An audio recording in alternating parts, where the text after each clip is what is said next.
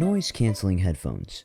They give you peace and quiet in even the loudest of conditions, but we don't really know how they work, do we? The headphones come with little microphones that actively monitor surrounding noises. They pick up on the frequencies of the outside noises to then flip the signal and emit it back to you. The result? No noise. It's pretty handy for the user, and it's rooted in physics. See, noise cancellation is based on wave interference. Interference occurs when two waves meet and interact, but on the same medium. In this case, we have sound waves that interact, and their medium is the air. There are two types of wave interference, namely the constructive kind and the destructive kind. Noise cancellation in particular involves destructive interference. I think you can guess why. The opposites interact to destroy the noise overall. Constructive interference, of course, is, well, constructive.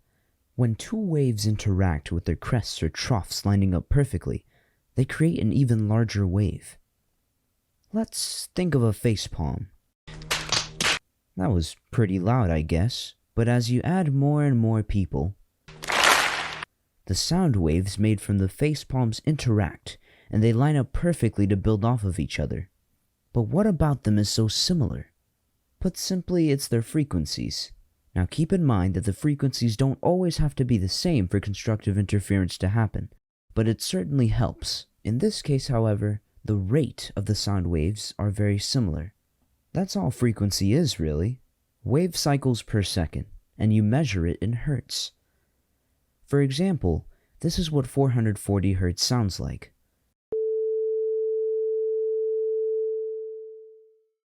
That number tells us that 440 waves pass by per second. Coincidentally, this is also the A note of a piano. With that many waves passing by per second, you would have one wave passing by every 2.3 milliseconds. This is known as the period of a wave, the amount of time it takes for one wavelength to pass a fixed point. With that in mind, you could also say that frequency is just how many periods are occurring per second. Frequency and wavelength are essentially related. As you shorten the wavelength, the frequency increases. This is because the waves get smaller, which allows for more of them to pass by per second. You can tell when a sound's wavelength shortens because the pitch gets higher. Okay, but that's nerd See that? That's reflection. That's caused by the sun rays coming down and hitting this mirror and going into my car! Hear that? That's a mechanical sound wave. It needs air, water as a medium to travel through. But over here,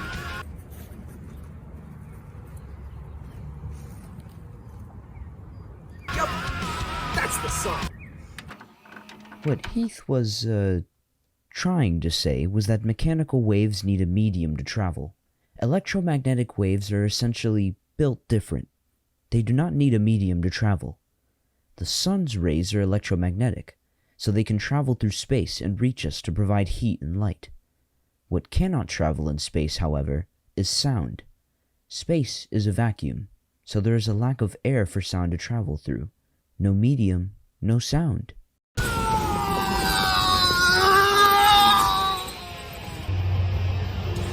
That was a Doppler effect. As the cart came towards us, the sound waves got compressed, making the frequency go up. But once the cart went farther away from us, the sound waves were able to spread out, which made the frequency go down. This, on the other hand, is a jar of pickles, which represents refraction. The light waves come through it, and the glass in the water makes the pickle look bigger. They're small. This is diffraction. The sound waves travel around this corner so that you can hear me. What? I said this is diffraction. The sound waves travel around the corner so you can hear me. Another thing about sound, the speed of sound depends on the medium it travels through. Since the particles of water are more densely packed together than air, sound travels faster in water. Basically, the denser the particles, the faster the sound waves. With that in mind, sounds travel the fastest through solids, and the slowest through gases.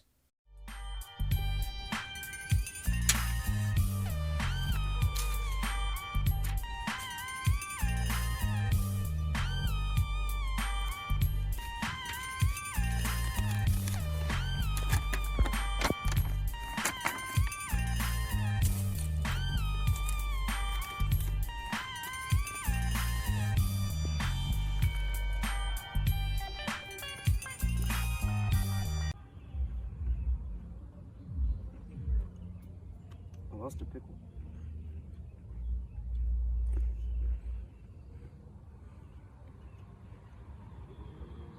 Oh!